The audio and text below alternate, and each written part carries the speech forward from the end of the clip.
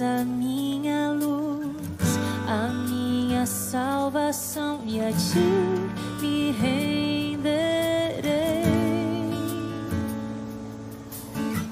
Se ao teu lado estou, seguro em tuas mãos, eu nada temerei.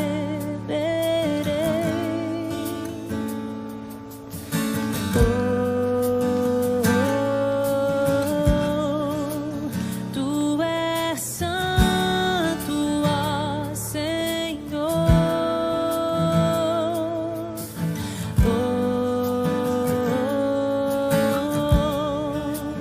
Tu és digno de louvor.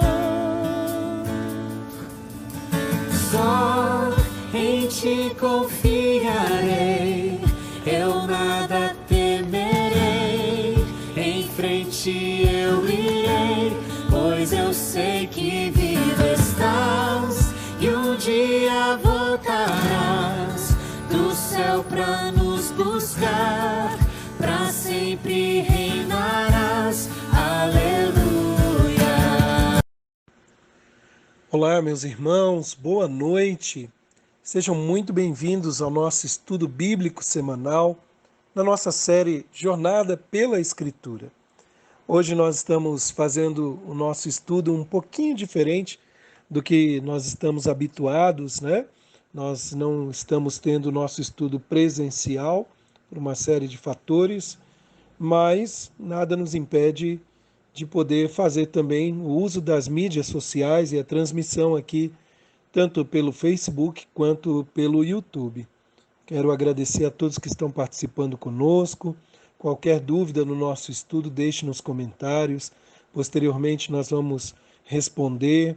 Se você é de outra cidade, coloque aí um boa noite, coloque aí qual cidade que você está participando conosco e vamos juntos a conhecer um pouco mais o Senhor, vamos juntos aprender um pouco mais da palavra de Deus. E hoje o nosso estudo 3 dessa nossa nova série Jó, Integridade apesar de tudo. O estudo 3 tem como tema a prova da justiça de Jó.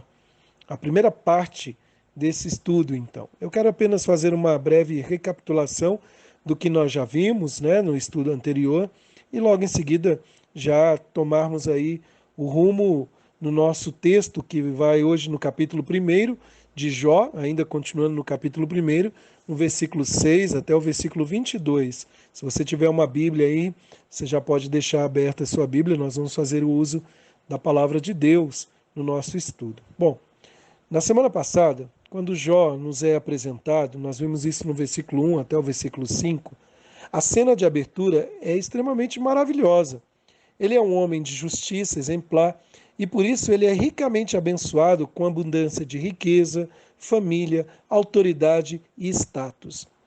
Notavelmente, um homem com um coração arrependido está mais profundo de justiça e Jó abraça o que podemos chamar do sinal do evangelho, do sacrifício pelo pecado, e tudo isso com significado para a proteção contra a ira de Deus. Nós vimos na semana passada que os filhos de Jó se reuniam de casa em casa, possivelmente era uma celebração de aniversário, como alguns comentaristas dizem, né? E Jó, ao findar dessas celebrações, ele então reunia os seus filhos e fazia sacrifícios ali, com a preocupação, porque talvez os meus filhos tenham pecado contra o Senhor. Por isso ele tinha essa preocupação, além da proteção contra a ira de Deus, nós vimos também como uma expressão de gratidão a Deus. Portanto, a justiça prática, ela inclui a adoração, que expressa agradecimento pelas bênçãos de Deus, por tudo que ele tem feito, né? Pelo cuidado dele.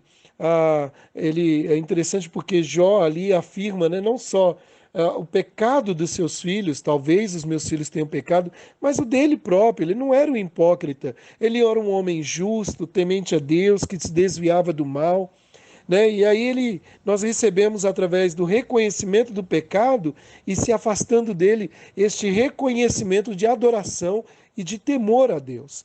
é interessante também mencionar que o sinal do sacrifício ensina total impotência do homem e a providência graciosa de Deus.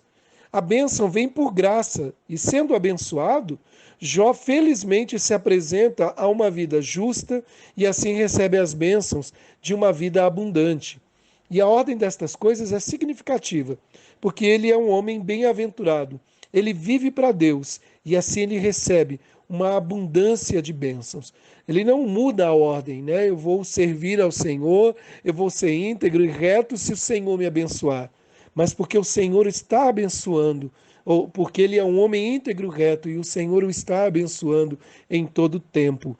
E isso fica evidente no decorrer do nosso livro, do estudo que nós vamos fazer, começando a partir de hoje. Porém, entretanto, a condição maravilhosa da vida de Jó logo vai mudar dramaticamente. Sua vida está prestes a entrar em uma prova dolorosa de sua justiça. Ele está prestes a ser severamente testado por Satanás de acordo com a vontade de Deus. Ou podemos dizer em outras palavras, né? Nos bastidores da sua vida na terra, digamos, acima das cenas que estão correndo nos céus, né? A vida comum na terra, estão algumas deliberações no céu que afetarão a vida de Jó e vai virar de cabeça para baixo a sua vida. Então, a prova da justiça de Jó, ela é dupla. Primeiro, em relação à sua abundância e então sobre sua saúde. Hoje nós vamos cobrir o julgamento sobre a sua abundância, que vai do versículo 6 até o versículo 22. Semana que vem nós vamos fazer a segunda parte, se Deus quiser. Então, as provas se desenrolam em um paralelo. Ambas têm um padrão da origem no céu, nas faces, as faces da terra e a resistência de Jó. E é isso que nós vamos falar neste momento. Nós vamos dividir em 3 partes, então, o nosso estudo nessa noite, dentro aqui do capítulo 1, o versículo 6 até o versículo 22. Mas antes de nós prosseguirmos, vamos fazer uma oração? Feche os seus olhos, abaixe sua cabeça aí onde você está. Vamos falar com o nosso Deus. Pai amado, Deus bendito, muito obrigado, Senhor, por esta noite em que nos reunimos para aprender mais da Tua palavra e bendizer o Teu nome. Apesar das nossas impossibilidades, Senhor, a Tua palavra não está retida e o Senhor age com Teu Santo Espírito em qualquer lugar da sua maneira. Por isso, ó Deus, obrigado pelos meios tecnológicos. Fala aos nossos corações nessa noite, Senhor. Nós suplicamos as Tuas bênçãos e clamamos a Ti pela iluminação do Espírito Santo. Oramos em nome do Senhor Jesus Cristo. Amém. Então, meus irmãos, vamos lá então para a primeira parte do nosso estudo. Meus amados, então nessa primeira parte do nosso estudo, o tema que eu propus foi o seguinte: temos a origem do julgamento em uma conversa celestial. A origem do julgamento em uma conversa celestial. Esta cena no céu revela uma troca de informações entre o Senhor e Satanás. E essa troca, né, que põe em movimento o julgamento na terra.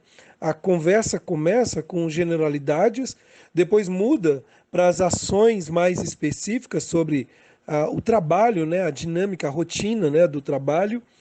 E aí nós vamos considerar então cada um em uma ordem, tá bom? O geral, o específico e depois o resultado.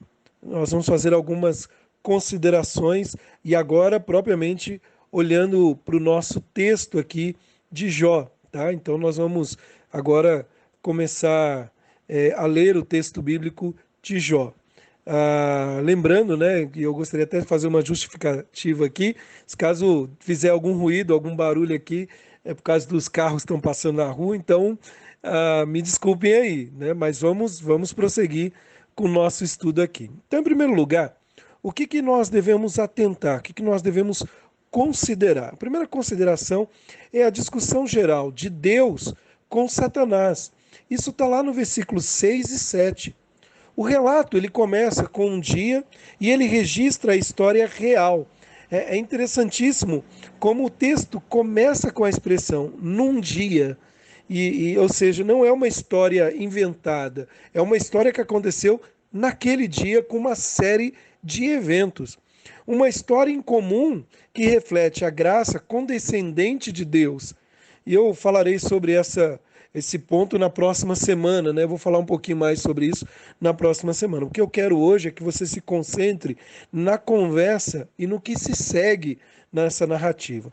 Então veja que o versículo 6 e 7 diz assim: num dia em que os filhos de Deus vieram apresentar-se perante o Senhor, veio também Satanás entre eles. Então perguntou o Senhor a Satanás: de onde vens? Satanás respondeu ao Senhor e disse: de rodear a terra e passear por ela. O nosso texto, ele já começa com a expressão em um dia, ou seja, não um dia fantasioso, mas um dia específico, vieram, pois, os filhos de Deus. É interessante que a cena aqui, ela é composta de vários personagens, né? Mas somente dois deles estão ativos, ou seja, somente os dois estão envolvidos no diálogo aqui da cena, que é o Senhor e Satanás. E aí o nosso texto, ele cita que os filhos de Deus são mencionados, né? Mas parece que eles não participam dos diálogos, nem interferem de maneira alguma. E aí nós começamos então a fazer uma série de perguntas, né? O que aconteceu nessa cena? Qual é o assunto tratado, né? O primeiro tópico apresentado então aqui é a vinda de Satanás juntamente com os filhos de Deus. Bom, vamos então começar a posicionar aqui, a mostrar um pouquinho os personagens. Os filhos de Deus são anjos, espíritos ministradores, né, enviados para servir por causa daqueles que hão de herdar a salvação. O que é de se estranhar é que entre eles está Satanás, literalmente é o acusador, é o Satanás, o acusador, o adversário, né? Como a nossa irmã, querida irmã Aleir dizia, né? Ou diz, né? É o capiroto, estava lá no meio dos filhos de Deus. Isso é de se estranhar. Agora, veja, no livro do Dr. Daniel Santos, que leva o tema Integridade apesar de tudo, eu compartilhei esse tema para a nossa série de estudos, ele diz o seguinte, lá no seu livro, na página 44, a referência aos filhos de Deus nessa cena é possivelmente uma alusão a seres angelicais. Se caídos ou não, é impossível determinar com informações contidas no texto. Pelo que o Dr. Daniel Santos comenta, é interessante pensar o seguinte: alguém pode dizer o seguinte, são os filhos de Deus, porque são criados, né, usando essa figura, mas pode ser que sejam caídos, e por isso Satanás está entre eles. Mas não dá para se afirmar em torno disso. O que gera para nós uma certa dúvida, né? Por que disso? Agora, curiosamente, muitos conservadores, muitos comentaristas, né, eles fazem alguma alusão dizendo que aqui não é Satanás, que não se encontra referência a Satanás, o pai da mentira, o enganador dos homens. Não vamos agora nos debruçar em torno disso para gastar tempo, mas o ponto em questão que nós devemos atentar para esse texto é que, de fato, é Satanás, sim, que o Senhor está aqui conversando com ele, e é contra-intuitivo pensar que esse ser é meramente um desempenhador do papel de advogado diabo ou enviado diabo. Eu tenho certeza, olhando para o texto, que é o próprio diabo aqui no nosso texto. E como sugere, né, o texto de 1 de Pedro, capítulo 5, verso 8, ele vive de fato como um leão que ruge, procurando uma ocasião para tragar os filhos de Deus. Então, a primeira consideração que nós devemos fazer nesse tópico nosso, né, inicial aí do diálogo entre o Senhor e Satanás, a primeira consideração que nós devemos fazer dentro desse tópico, a origem do julgamento e a conversa celestial, é isso, né, que há essa discussão geral no versículo 6 e 7 de Deus com Satanás, o que gera essa curiosidade, né? Por que Satanás está aí entre os filhos de Deus? Então essa cena aí, possivelmente aí se tratando de seres angelicais de uma outra esfera, não terrena, né? No livro de Jó, então essa expressão filhos de Deus ocorre apenas uma vez fora dos capítulos introdutórios, né? Ocasião quando filhos de Deus são inquestionavelmente anjos assistindo aos atos da criação. Então, nós não temos dúvida que nós estamos narrando uma cena celestial, uma cena fora da esfera terrena. E aí vem a segunda consideração. A segunda consideração que nós devemos fazer agora é a discussão específica de Deus com Satanás a respeito de Jó, que vai do versículo 8 até o versículo 11. E, notavelmente, o Senhor direciona a atenção do maligno para Jó por meio de uma pergunta no versículo 8. Olha o verso 8. Perguntou ainda o Senhor a Satanás: observaste o meu servo Jó? Porque ninguém há na terra semelhante a ele, homem íntegro e reto, temente a Deus e que se desvia do mal. É interessante pensar nisso. O Dr. Daniel Santos comenta num vídeo falando sobre Jó, que é como que o Senhor tivesse colocado um alvo nas costas de Jó e apontado para ele, dizendo: olha lá, meu filho.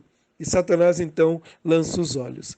Satanás não tem permissão para colocar uma mão sobre Jó, porque o Senhor controla a conversa desde o início e porque ele permite o teste, é o Senhor que permite o teste. E de forma clara e significativa, Satanás segue sua agenda maligna por meio da autorização, por meio da vontade de Deus. Para nós é um mistério, para muitas coisas. Isso não é insignificante, nem é descomplicado, quando nós consideramos que o Senhor é Senhor sobre todas as coisas. Então, a cena no céu termina com a saída de Satanás da presença do Senhor, lá no versículo 12. A sua partida é um pressentimento que nuvens densas estão prestes a cobrir a luz do sol da vida abençoada e feliz de Jó. É interessante pensar, né, como que a mudança agora é drástica a partir do versículo 13, a partir do verso 12 para o verso 13. Muito bem. Então, quando nós olhamos para essa cena, fiel ao caráter de adversário, é interessante que neste momento aqui nós vemos, então, a questão, obviamente, afirma a justiça de Jó, Deus aponta para ele, mostra que Jó é um homem que é temente a ele, que serve ao Senhor com temor, que o Senhor tem a Jó de maneira especial como seu servo. Nós vimos isso na semana passada, repetição, né? Temos afirmado isso até no primeiro estudo nosso, na introdução. Por isso o Senhor lança o desafio exigindo um exame de Jó. É como se o Senhor tivesse naquele diálogo com Satanás, dizendo o seguinte: você colocou seus olhos sobre ele e você reconhece que não há ninguém na terra que corresponda à sua notável justiça. E aí, a resposta que esperamos do acusador, fiel ao caráter de adversário e acusador, é muito interessante, porque a resposta de Satanás é um ataque ao caráter de Jó. E é isso exatamente que nós temos no versículo 9 a 11. Olha só o que diz o texto. Então respondeu Satanás ao Senhor: porventura Jó debalde teme a Deus? Ele está questionando. Acaso não o cercaste com Sebe? A ele, a sua casa e a tudo quanto tem? A obra de suas mãos abençoastes, e aos seus bens e os seus bens se multiplicaram na terra. Estende, porém, a mão e toca-lhe em tudo que tem, e verás se não blasfema contra ti na tua face. É interessante que Satanás gosta muito de lançar dúvida naquilo que ele diz. Veja que no texto ele diz o seguinte: Jó debalde teme a Deus? Quando eu li esse texto, lembrei das palavras de Satanás contra o nosso Senhor Jesus Cristo, quando ele interroga dizendo, se tu és o Filho de Deus. E quando ele interroga Eva, ele gosta de lançar no seu diálogo dúvida. Veja, Satanás, como adversário, afirma que Jó teme a Deus por uma razão, ou seja, para receber bênçãos em abundância de sua mão. Ele afirma que ele tem um motivo oculto, ele meramente serve pelo que pode conseguir em abundância de bens por causa de uma sebe, ou seja, de uma cerca protetora que Deus colocou em torno dele. E o acusador então passa a colocar o assunto em um teste que certamente mostrará que Jó não teme a Deus, mas apenas usa Deus para o seu próprio ganho, dentro da lógica de Satanás. O teste, então, ele se concentra em tudo que Jó tem, e aí ele diz: toque nele, coloque sua mão, diz o Senhor, tire dele tudo, menos toque na sua saúde. E o Senhor, então, permite esse passo, esse teste em torno disso. Está lá no versículo 11. E aí nós passamos por uma terceira consideração. A terceira consideração é o resultado dessa conversa celestial no versículo 12. O Senhor, ele concorda então com a sugestão de um teste com uma condição. Veja lá no versículo 12. Disse o Senhor a Satanás: eis que tudo quanto ele tem está em teu poder. Somente contra ele não estendas a mão. E Satanás saiu da presença do Senhor. Satanás, ele não tem permissão para colocar uma mão sobre Jó, porque o Senhor controla a conversa desde o início e porque ele permite o teste. Então, de forma muito clara, de forma muito significativa, Satanás segue sua agenda maligna por meio da vontade de Deus. Eu já havia afirmado isso. E ele parte, então, agora para seu plano de ação. Né? O Jó, que antes estava vivenciando aí um dia tranquilo, uma vida abençoada, agora de conforto, né? Agora vai ver a escuridão, vai ver a tempestade, né? Então, sendo leitores observadores, informados, nós temos muito ao nosso alcance e muito em que pensar quando a cena muda para a terra, onde o julgamento da justiça de Jó se desdobra em fases. E aí nós vamos entrar agora num segundo patamar. Então, nesse primeiro momento, só fazendo uma recapitulação, nós temos a origem do julgamento numa conversa celestial que vai do versículo 6 até o versículo 12. Primeiro, uma discussão geral de Deus com Satanás. Depois, nós vimos lá que o Senhor aponta, mostrando o caráter de Jó, e aí a discussão específica de Deus com Satanás a respeito de Jó, né? E diga-se de passagem, é muito interessante que a iniciativa não é de Satanás, e sim do Senhor. E, em terceiro lugar, o resultado dessa conversa celestial, ou seja, Deus permite, né, dentro da proposta, vamos dizer assim, de Satanás nesse diálogo, para testar o caráter de Jó, então ele sai agora para cumprir o seu plano maléfico. E aí, meus irmãos, nós entramos então no segundo ponto aqui a ser destacado, que são as fases da prova da justiça de Jó. Muito bem, então nesse segundo ponto, né, as fases da prova da justiça de Jó, o versículo 13, ele define o cenário. Veja que nós vimos no verso inicial, lá no versículo 6, né, que tudo estava sucedendo num dia, num certo dia. E aí, olha o que acontece agora no versículo 13. Sucedeu um dia em que os seus filhos e suas filhas comiam e bebiam vinho na casa do irmão primogênito. Então perceba que no contexto do amor familiar, alegria e celebração, eventos desastrosos ocorrem em uma rápida sucessão. Eu não sei se você já deve ter escutado a expressão miséria pouco é besteira. É o que está acontecendo aqui, infelizmente, com a família de Jó. 4 mensageiros trazem más notícias a Jó. O primeiro reclama a perda de bois, jumentos e servos pelos sabeus. Olha lá, versículo 14 e o versículo 15. Que veio um mensageiro a Jó e lhe disse: os bois lavraram e as jumentas passeiam junto a eles. De repente, deram sobre eles os sabeus e os levaram e mataram os servos a fio de espada. Só eu escapei para trazer-te a nova. Que nova, né? Que notícia é essa? Então, a primeira fase, o primeiro relato é a perda dos animais aí, os bois, jumentos e também os servos pelos sabeus, né? Há uma série de ação coordenada, há uma série de ataques relato dos ataques que nós temos aqui. É interessante porque o narrador lhe apresentou os fatos e parece indicar que os ataques contra as posses de Jó fizeram parte de uma ação, como eu disse, coordenada. Veja que o relato inicia com os filhos comendo e bebendo na casa do primogênito, mas os ataques começam a ser apresentados numa ordem inversa, culminando com a morte deles.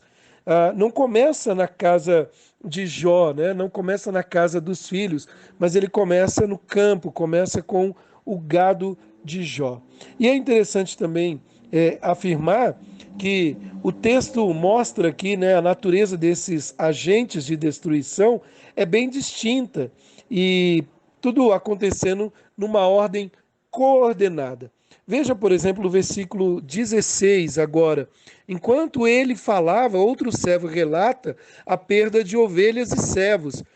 Diz assim o verso 16. Falava este ainda, quando veio outro e disse: fogo de Deus caiu do céu e queimou as ovelhas e os servos e os consumiu. Só eu escapei para trazer-te a nova, para trazer-te a nova. Mas que situação, né? Que notícia, uma chegando após a outra, com acumulação. Então, o segundo mensageiro, ele está falando dessa natureza terrível, dessa ação coordenada de Satanás. E aí, nós vemos então um terceiro agente, agora trazendo a perda de camelos e mais servos. Olha lá o versículo 17. Falava este ainda, veja, a mesma palavra acontecendo, falava este ainda. Essa expressão repete nos 4 casos a natureza desses agentes de destruição. Falava este ainda, quando veio outro e disse: dividiram-se os caldeus em 3 bandos, deram sobre os camelos e levaram e os mataram aos servos a fio de espadas. Só eu escapei para trazer-te a nova. Só eu escapei para trazer-te a nova. É interessante mencionar, né, que mais uma vez aqui nós vemos o foco dos ataques, né? Mais uma vez as ações coordenadas, né, por inimigos vindo, destruindo o que parecia antes segurança, o que parecia estabilidade, está sendo retirado de forma coordenada. E aí, finalmente, o último versículo fala com palavras que só podem atordoar o coração, chocar a alma e entorpecer as emoções por acima de tudo o que já aconteceu.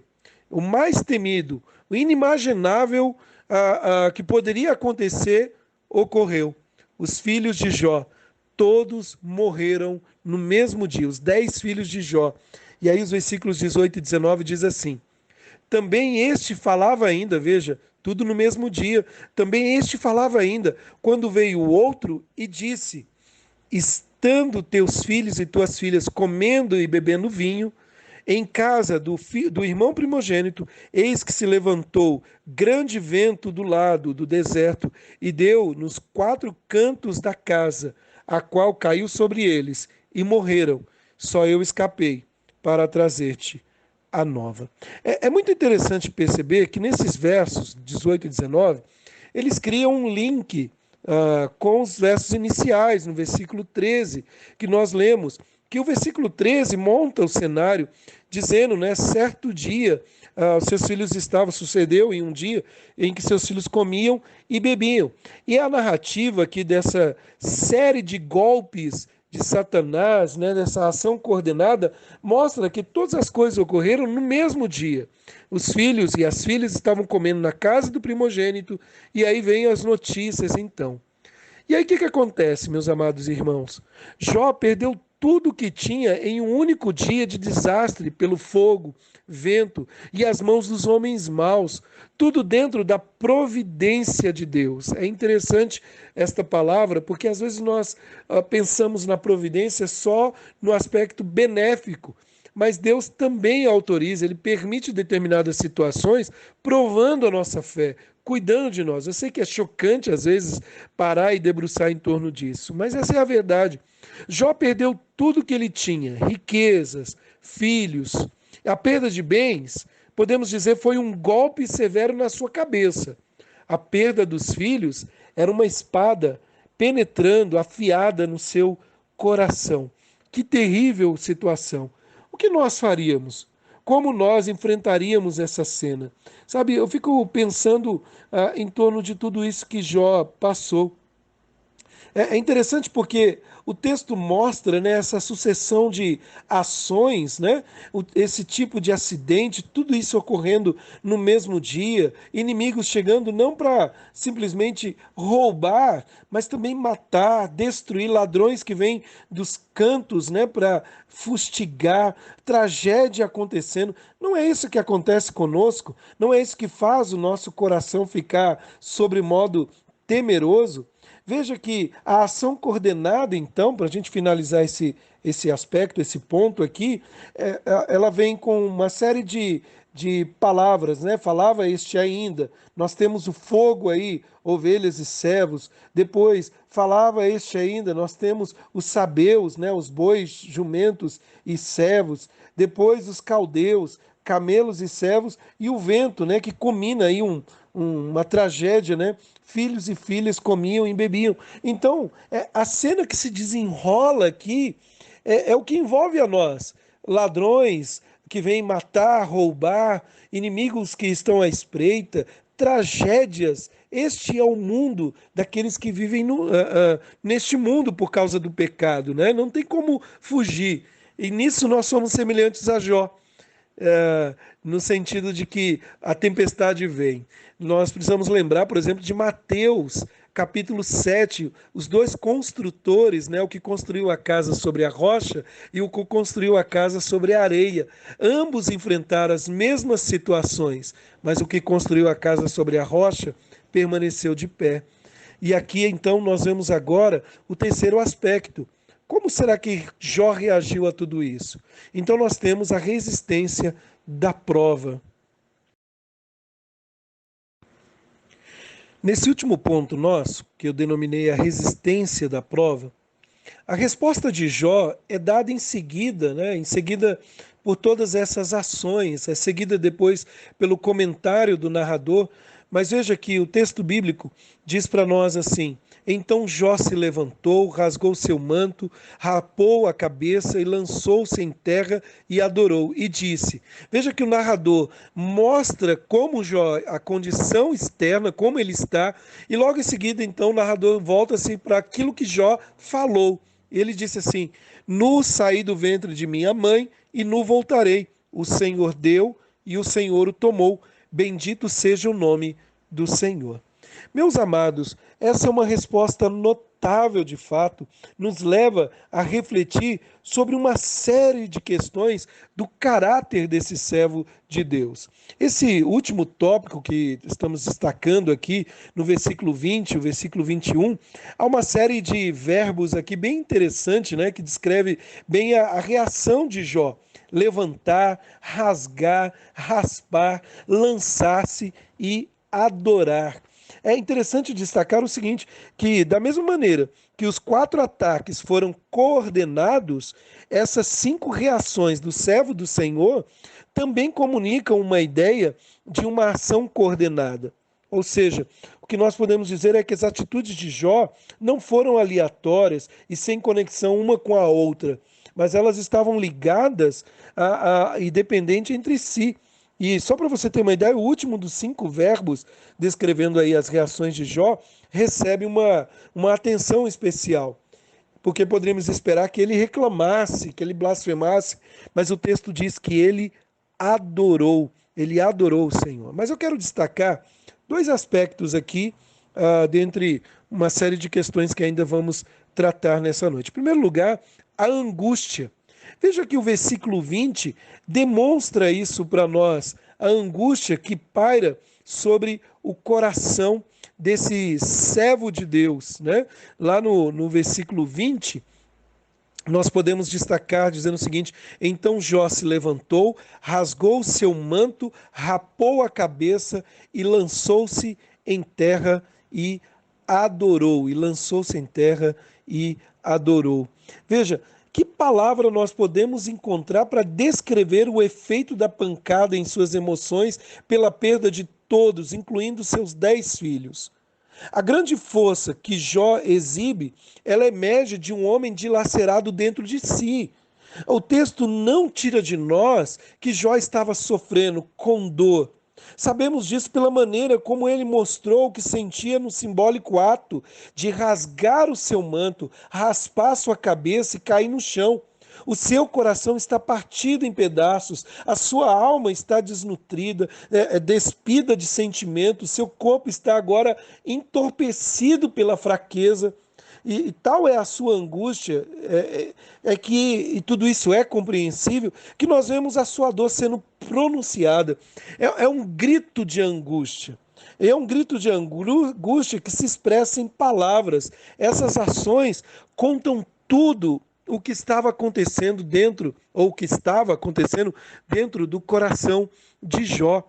Veja, o gesto de Jó, né, é interessante que era proibido, de certa maneira, raspar a cabeça por causa dos mortos. Deuteronômio 14, verso 1 mostra. Não sabemos o tempo certo em que Jó escreveu, se antes da lei em Deuteronômio 14, 1 que aparece para nós, mas o ponto é que é um símbolo da dor que atingiu o coração desse servo de Deus, buscando alívio aí no horror causado pelo violento ataque físico a ele, né? E o gesto de Jó, então, aponta inquestionavelmente para uma longa tradição de manifestação de lamento dentro dos moldes culturais de uma geração ou de uma cultura.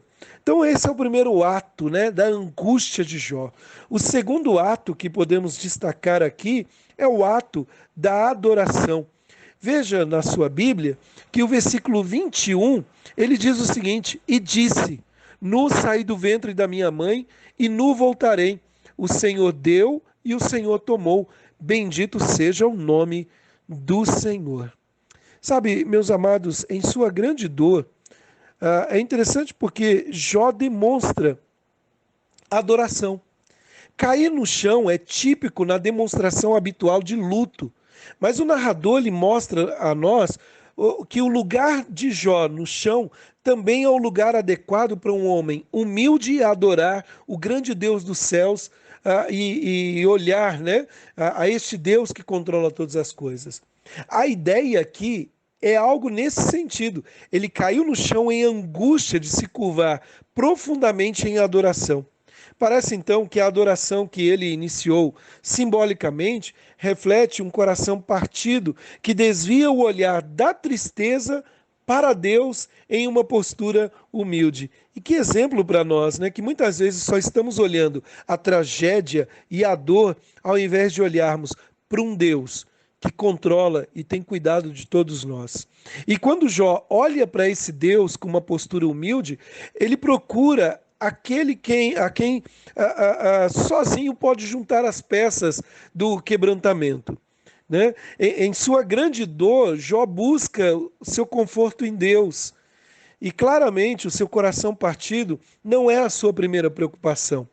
O quebrantamento impulsiona e ele busca alívio para que tenha certeza, né, do que o Senhor está ali. Ele busca o seu conforto dirigindo os seus pensamentos de si mesmo para Deus em adoração.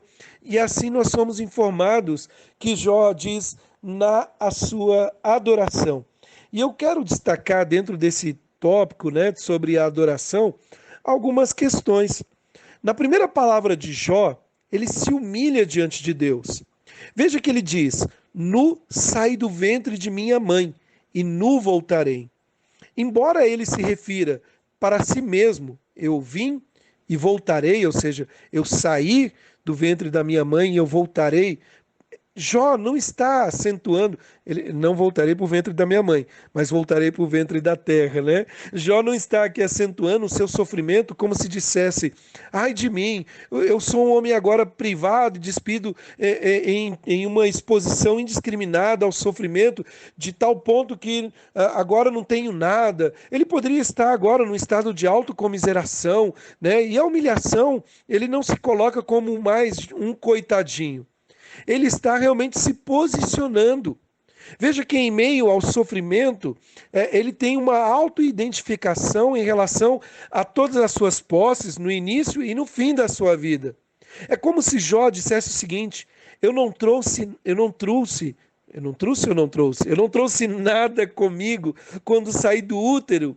E igualmente não vou levar nada comigo no meu retorno ao útero da terra. Ou melhor, ele poderia dizer, para o pó de que fui finalmente feito. Pó você é, e pó de você deve retornar ecoando na história da redenção. É interessante porque nas palavras de Jó ele está dizendo o seguinte: eu não sou dono, eu não sou o criador, o possuidor final das coisas, eu não sou dono de nada, porque eu não trago nada na minha vinda e não levo nada na minha partida. O que sou em relação a essas coisas materiais, Jó está aqui se posicionando. Isto, melhor dizendo, é uma questão de identidade. Quem sou eu em relação ao fugaz mundo temporal e temporário das coisas? Eu não vivo pelas coisas. E isso é um tapa para nós, que às vezes achamos que vamos viver eternamente aqui, estamos presos nas coisas materiais e quando perdemos, parece que é o fim. Ainda que temos valor e devemos dar o valor no sentido de que lutamos para conquistar as coisas, mas em oração a Deus, na adoração, Jó se identifica como uma pessoa que não tem nada, que nada possui. Eu não sou dono de bens, de família, eu não tenho direito a eles, eu não tenho nenhum direito, eu não possuo e eu não posso fazer reivindicações. Jó não é alguém que está aqui colocando-se numa posição determinando Deus, dando ordens para Deus. Jó se coloca na posição de servo, humilde, dizendo: eu não trouxe nada e eu não levarei nada. Mas, em segundo lugar, na atitude de adoração de Jó, nós podemos dizer que ele confessa a soberania de Deus. Chamamos esse tópico de Jó confessa a soberania de Deus na adoração.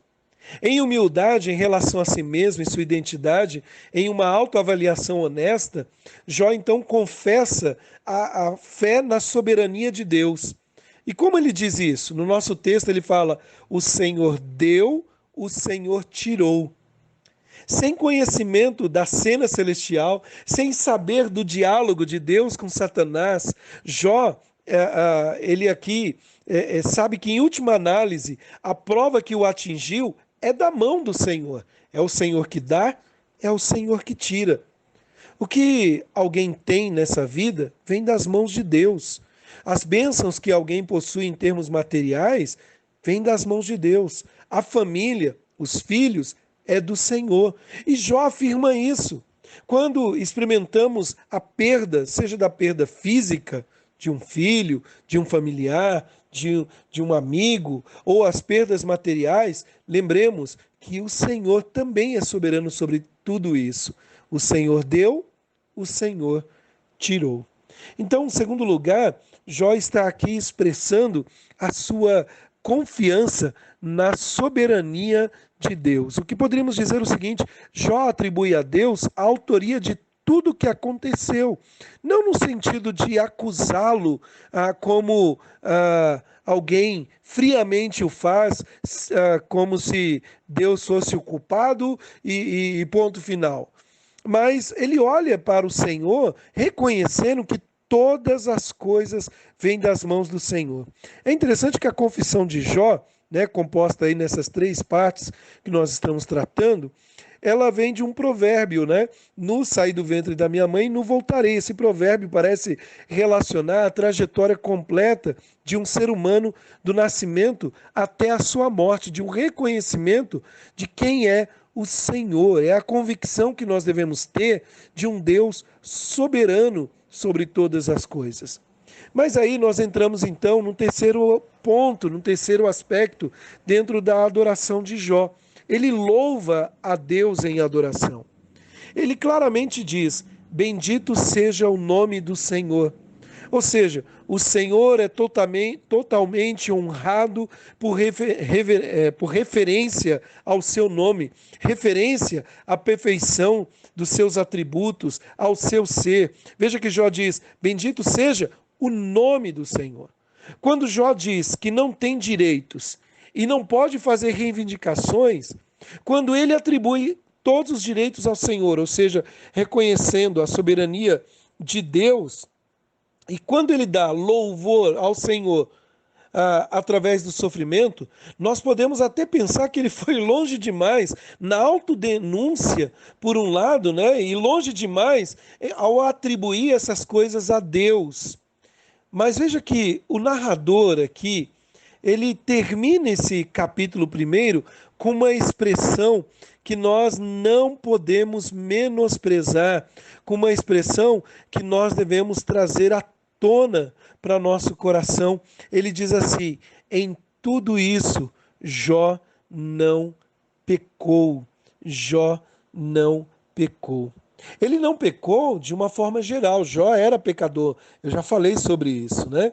Ele não pecou de uma forma geral, digamos, interrogando e punindo com raiva os mensageiros vivos que alguém poderia argumentar deveriam ter morrido junto com o resto. Né? Que boa nova é essa? Na verdade, eram notícias tristes, notícias terríveis. Mas importante é o fato de que ele não pecou culpando Deus. Nós temos essa tendência de querer colocar a culpa em Deus.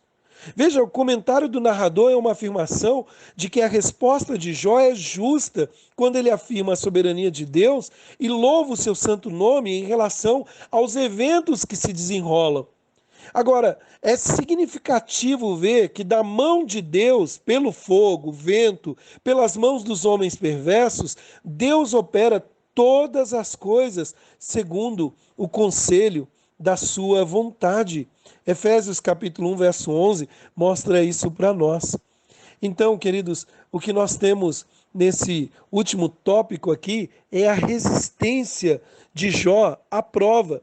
Nós vemos no verso 20 a angústia, que fica notório, alguém que rasga o seu manto, raspa a cabeça num sinal de dor, mas não tira dele a devoção, o temor. Ele adora ao Senhor e louva ao Senhor. Ele adora ao Senhor, reconhecendo, sendo humilde, né? Ele não é Senhor, ele é servo, humilde de que tudo vem das mãos do Senhor, que Deus é soberano, e ele louva ao Senhor em adoração. Veja que o texto termina então dizendo: em tudo isso, Jó não pecou. Sabe, meus amados, eu fico a pensar, para terminarmos então nesta noite, caminharmos para a nossa conclusão, eu fico a pensar como nós temos nos posicionado diante das tragédias dessa vida.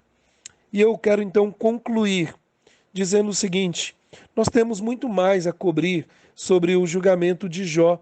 Nós poderíamos tratar de alguns outros pormenores e como ele respondeu a tudo isso.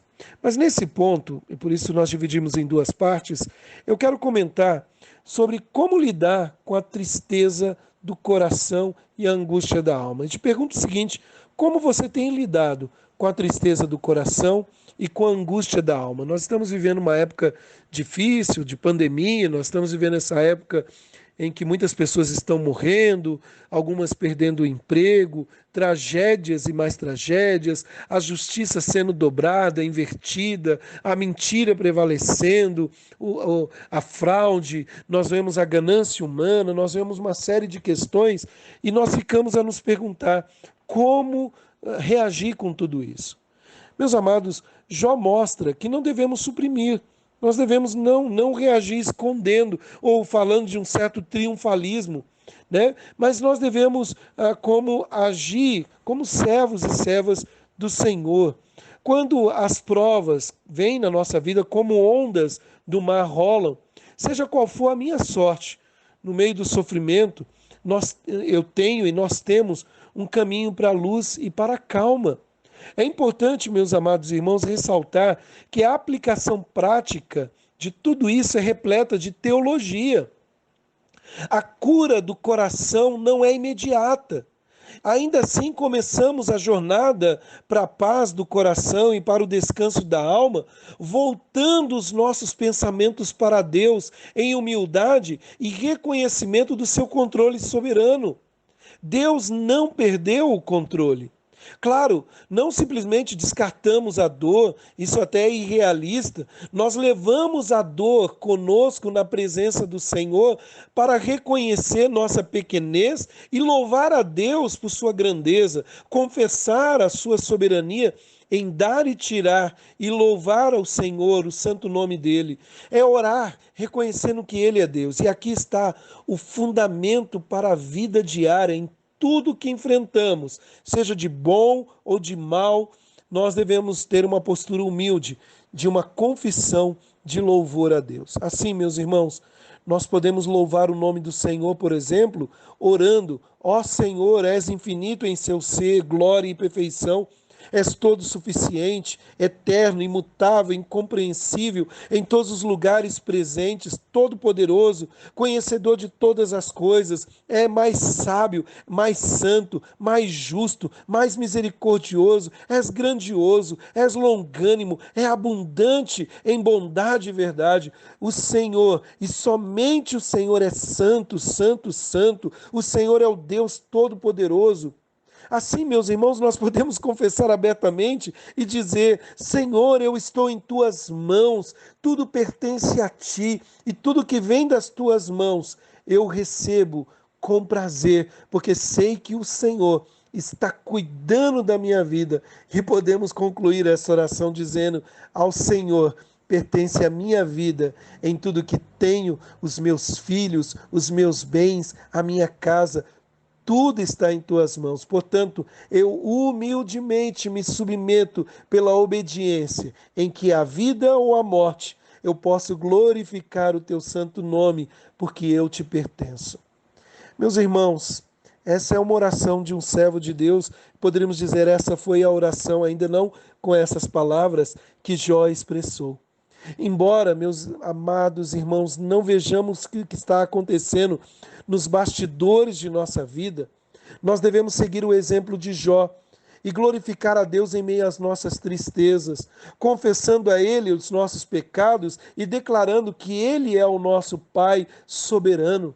Portanto, seja qual for a minha sorte, a nossa sorte, seja qual for a nossa tristeza e dor, que esta bendita segurança, controle, que o inocente, melhor dizendo, que o temente a Deus passa, o Senhor Jesus, que é maior do que Jó, o último servo sofredor, considerou o seu estado último. Ele pagou um alto preço por nós. Ele derramou o seu próprio sangue em nosso lugar. Sabe, quando nós olharmos e pensarmos isso é injusto, devemos lembrar que o Senhor pagou o preço, não por justos, mas por injustos, e deu a sua vida por nós. Então podemos dizer, como diz lá em Romanos 8:32, sabemos que todas as coisas cooperam, Romanos 8:28, sabemos que todas as coisas cooperam para o bem daqueles que amam a Deus, daqueles que são chamados segundo o seu propósito, mas não podemos nos esquecer do versículo 32, aquele que não poupou o seu próprio filho, mas antes o entregou por todos nós, como também não nos dará graciosamente com ele todas as coisas? O Senhor está cuidando de nós. Que Deus nos abençoe. Esse foi o nosso estudo, um pouquinho diferenciado de hoje, mas eu espero que tenha sido edificante para a sua vida. Coloque aí nos comentários qualquer dúvida. Se eu souber responder, vou responder. Se não, vamos pesquisar juntos. Ou mesmo o que você achou desse estudo, compartilhe também. Eu tenho certeza que ele vai falar com outras e outras pessoas também. Vamos fazer uma oração? Deus amado, Deus Todo-Poderoso, graças te damos, ó Pai, por tudo que fizestes e tudo que fazes em nossas vidas. Obrigado, ó Deus, pelo teu servo Jó. Obrigado pela tua palavra, por esta noite de estudo, de aprendizado. Eu tenho certeza, ó Pai, que o Senhor tem o melhor para as nossas vidas. E nessa certeza nós descansamos, porque sabemos que tu és bom e tem o tempo certo para todas as coisas. Abençoa teu povo, abençoa nossa nação. Cuida de nós, tira de nós esse vírus, ó Deus, e que dentro em breve possamos, ó Deus, a semelhança de Jó, seja na paz, na tranquilidade de um dia, seja no meio da tormenta, adorar e louvar o teu bondoso nome. Visita meus irmãos neste momento, dando uma noite de paz, cura os enfermos, tira de nós toda dor, todo sofrimento. Quero suplicar pela igreja do Senhor, não só aqui em Jaboticabal, mas espalhada pelo mundo afora. Visita os teus filhos, ó Pai. Eu bendigo o teu nome, eu te agradeço, Senhor, por tudo que tens feito na nossa vida. Te exaltamos em nome de Jesus Cristo. Amém, Deus. Meus amados irmãos, tenham uma excelente noite. Que a paz do Senhor reine no coração de vocês. Esse foi o nosso estudo nessa noite, da nossa série Jornada pela Escritura. Eu espero que você tenha aprendido um pouco mais nesse primeiro passo nosso, nosso segundo passo, melhor dizendo, no livro de Jó, né? Nós fizemos uma parte introdutória, agora fizemos depois o versículo de 1 a 5 e hoje, versos 6 a 21, a prova da justiça de Jó. Tenha uma ótima noite. Que Deus abençoe a vida de cada um de vocês na gloriosa paz do Senhor Jesus Cristo.